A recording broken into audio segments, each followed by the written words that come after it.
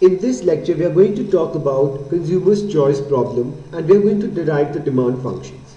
Consumer's choice problem is basically a constrained maximization problem where the consumer maximizes the utility subject to the budget constraint.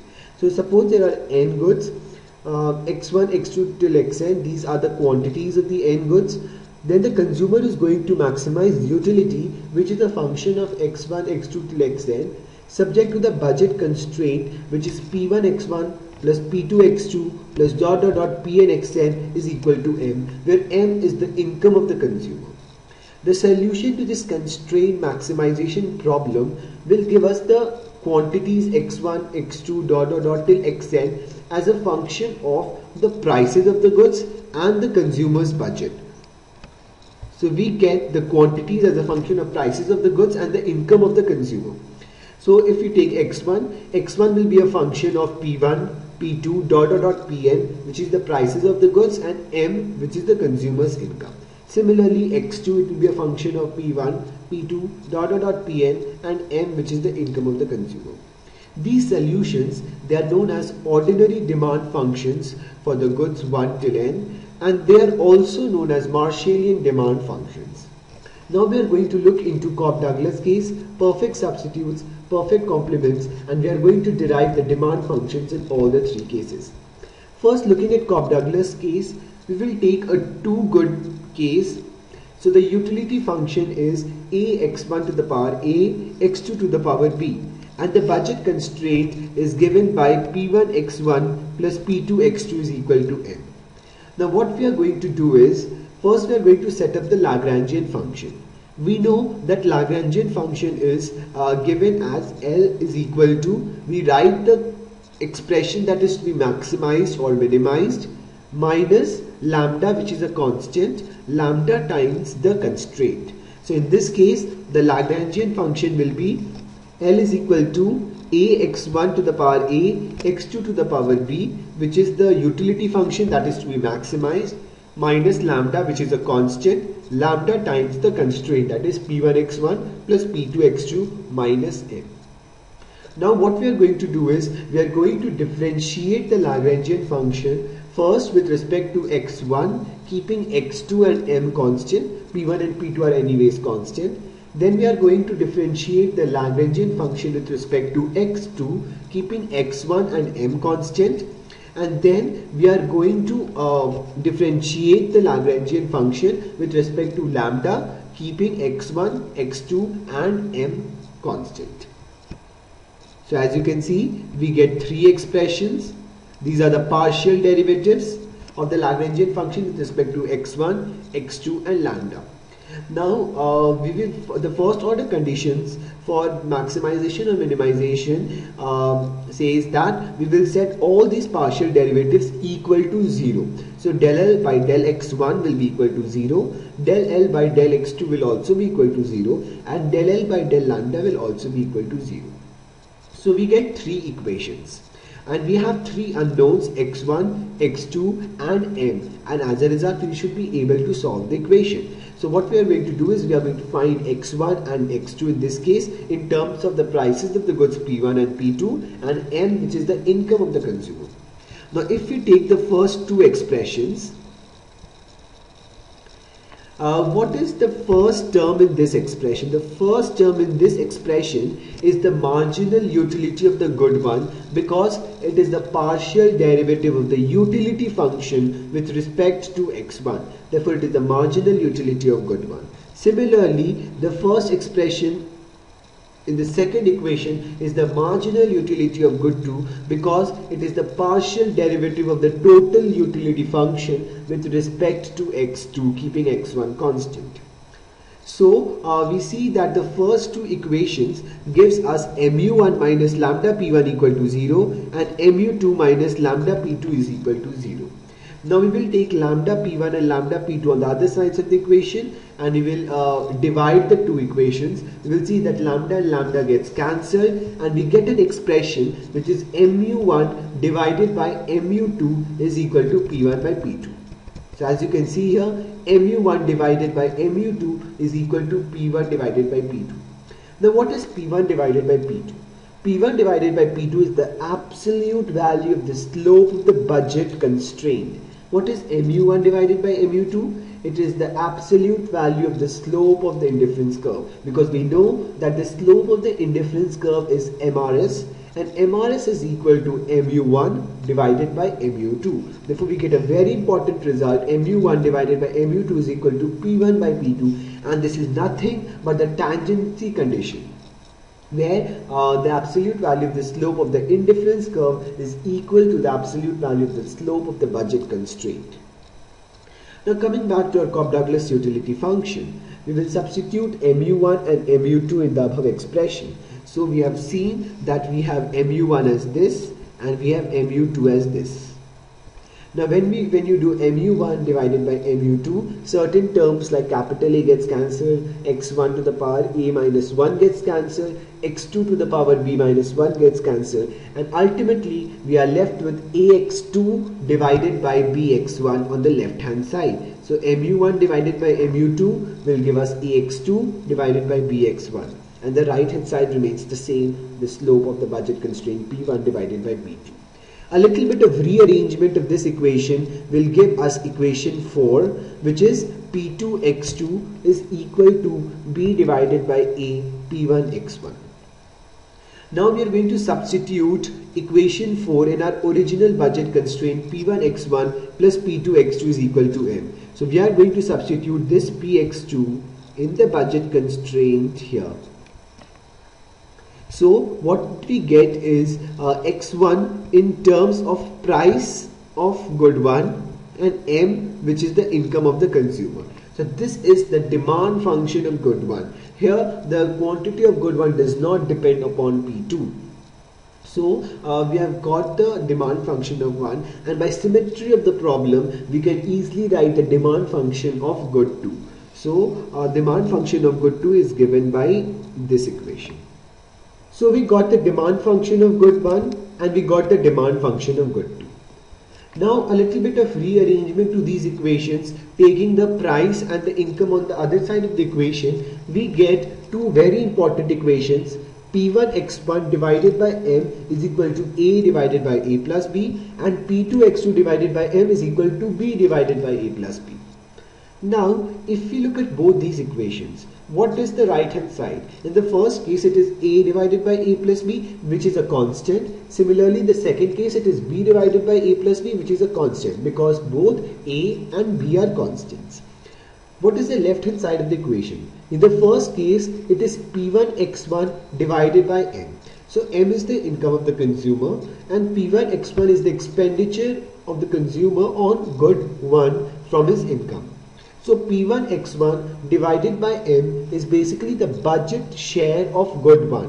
What the consumer is spending from his income on good one remains constant, which is equal to A by A plus B in this case. Similarly, the expenditure of the consumer on good 2 from his income remains constant.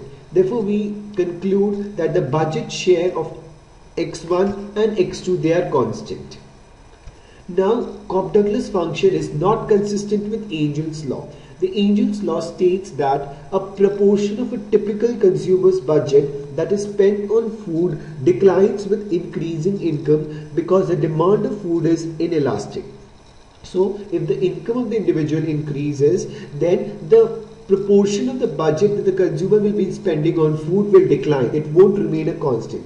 Since in this case, the proportion of the consumer's budget spent on good 1 and good 2 remains constant, therefore we say that Cobb-Douglas function is not consistent with Angel's law. We cannot take x1 or x2 in case of Cobb-Douglas preferences to be food, because of Angel's law, which states that a proportion of the typical consumer's budget spent on food will decline with increasing income. So here is a task for everyone. Find the demand functions when the utility function is given, A, B, C are given, and P1, P2, P3, that the prices of the three goods are given and the income of the consumer is also given. So you have to find out the quantities of the three commodities demanded. So this is basically a 3 good case, and as a result, when you set up the Lagrangian, you will be getting 4 equations, and there will be 4 unknowns x1, x2, x3 and m, which is the income of the consumer. Now let's move into the perfect complements case. We will take a 2 good case. So the utility function will be given by minimum ax1 comma bx2, and the budget constraint is p1x1 plus p2x2 is equal to m.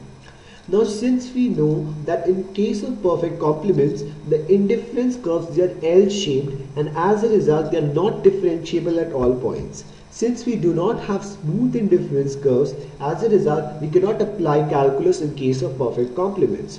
We cannot apply partial derivatives in case of perfect complements. So what we are going to do is that we will assume that the optimal bundle is x1 star comma x2 star. Now if you look at that left shoe and the right shoe example, if there are suppose 10 left shoes and 12 right shoes, then the consumer will be consuming 10 left shoes and 10 right shoes. So the consumer will consume the minimum of the two, but the number of left shoes will be equal to the number of right shoes. Similarly, in this case, what we are going to do is we are going to set ax1 equal to bx2 in case of optimality. So ax1 will be equal to bx2, and since x1 star and x2 star is the optimal bundle, so we get ax1 star is equal to bx2 star. A rearrangement of this equation gives us a divided by bx1 star is equal to x2 star. Now we are going to substitute x2 star in the budget constraint. So we have the budget constraint p1x1 plus p2x2 is equal to m, and we are going to substitute x2 star in the place of x2 in the budget constraint. So we are going to put this x2 star in the place of x2 in the budget constraint to get this equation. And when we rearrange this equation, we will get x1 in terms of p1, p2 and m, as you can see here. Similarly, we will get x2 in terms of p1 and p2. x1 and x2 are basically the demand functions for good 1 and good 2. In this case, the demand function depends upon income as well as the prices of both the goods, that is p1 and p2. We saw in Cobb-Douglas case, the demand function of good 1 was independent of the price of good 2, and the demand function of good 2 was independent of the price of good 1. But in perfect complements case, the demand functions of 1 and 2 are going to depend upon income as well as prices of both the goods. So if we move forward, suppose the consumer needs 2 slices of bread and 3 spoons of jam to make 1 sandwich. What will be the demand for bread and jam? Now we have seen one approach to finding the demand functions. Now let us try to write the demand functions intuitively. So what will be the demand for bread? The demand for bread will be the number of sandwiches that is demanded multiplied by 2. Because 2 slices of bread are needed to make 1 sandwich. So suppose there are 10 sandwiches that are demanded, then 20 slices of bread will be needed. So the demand function of bread is going to be the number of sandwiches multiplied by 2. Now what will be the number of sandwiches? Number of sandwiches will be the income of the consumer divided by price of 1 sandwich. Now let us try to find out the price of 1 sandwich. Now if PB is the price of the bread and PJ is the price of the jam, so there are 2 slices of bread needed to make 1 sandwich. So how much will the bread cost? It will cost 2 into PB. 3 spoons of jam is needed. So how much will the jam cost? It will cost 3 into PJ, which is the price of the jam. So what is the price of 1 sandwich? The price of 1 sandwich is given by 2 PB plus 3 PJ, as you can see here. 2 PB plus 3 PJ. This is the price of 1 sandwich. So how many sandwiches can be made? The income divided by price of 1 sandwich will give us the number of sandwiches that can be made. So this is basically the number of sandwiches, M, income divided by price of 1 sandwich, which is 2 PB plus 3 PG. If we multiply the number of sandwiches by 2, we will get the demand of bread, and if we multiply the number of sandwiches by 3, we will get the demand of jam. So intuitively we have written down the demand functions for bread and jam, and you can find out by using the utility function and the previous approach that we talked about, and see that the demand function in both the cases remain the same. So in certain situations it is very essential to apply intuition because it reduces the number of steps. So for the above case, where 2 slices of bread and 3 spoons of jam are needed to make one sandwich, what is going to be the utility function? It will be minimum of xb divided by 2 comma xj divided by 3.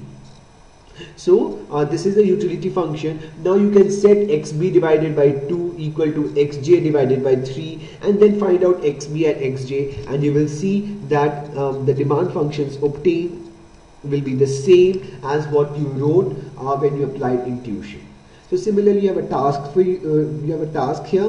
Find the demand functions where the consumer needs 1 cup of sugarless tea and 2.5 spoons of sugar to make 1 cup of tea. You should be able to do this by intuition, directly writing the demand functions by finding out the number of cups of tea and then multiplying it by 1 to get the demand for sugarless tea, and multiplying it by 2.5 to get the demand for sugar. And you should also be able to write down the utility function and then find the demand functions of sugarless tea and sugar. Now we will move into the case of perfect substitutes. Again, in perfect substitutes also we will take a 2 good case. So we have the utility function as ax1 plus bx2, it is a linear utility function. The budget constraint is again p1x1 plus p2x2 is equal to n. Now what is the slope of the budget line? It is p1 divided by p2. The absolute value is p1 divided by p2. What is the absolute value of the slope of the indifference curve? It is equal to a divided by b. How? What is the marginal utility of good 1? Marginal utility of good 1 is del u by del x1, which is a. What is marginal utility of good 2? It is del u by del x2, which is b. Partial derivatives keeping the other variable constant. So del u by del x1 keeping x2 constant will give a, and del u by del x2 keeping x1 constant is b. So mu1 divided by mu2 is a divided by b, which is the absolute value of the MRS. We know that MRS is equal to minus mu1 divided by mu2. The absolute value is a divided by b. Now we are going to take cases. The first case is where a divided by b is greater than p1 divided by p2, which means that the slope of the indifference curve is greater than the slope of the budget line, which means that indifference curves, they are steeper. So as you can see in the diagram, the indifference curves represented by red lines, they are steeper than the budget line, which is represented by the yellow line. And as you can see, the point of optimality is the case where the consumer consumes only good 1 and consumes zero amount of good 2, as you can see in the diagram. So what will be the demand for good 2? It will be 0. What will be the demand for good 1? It will be m divided by p1, because the consumer is spending the entire income on good 1. So m divided by p1 will give us the quantities of x1 that is demanded by the consumer. We will look into another case where a divided by b is less than p1 divided by p2. So the slope of the indifference curves are less than the slope of the budget line. Therefore, the budget line is steeper. And as you can clearly look into the diagram, the point of optimality is the point where the consumer consumes zero quantities of good 1 and spends the entire income on good 2. So what is the quantity demanded of good 1? 0. What is the quantity demanded of good 2? It is m divided by p2.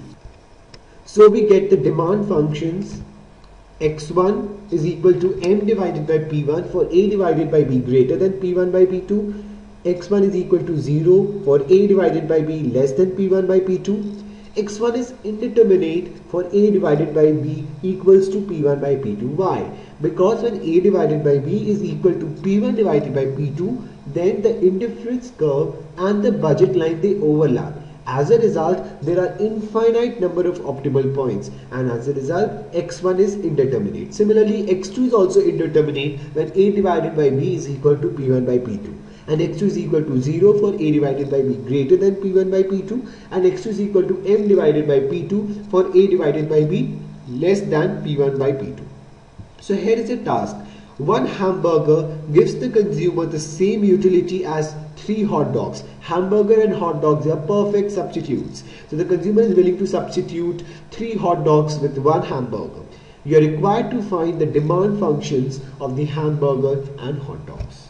That brings us to the end on our discussion on constraint optimization problem and the choice problem of the consumer and deriving the demand functions in case of Cobb-Douglas preferences, perfect complements and perfect substitutes.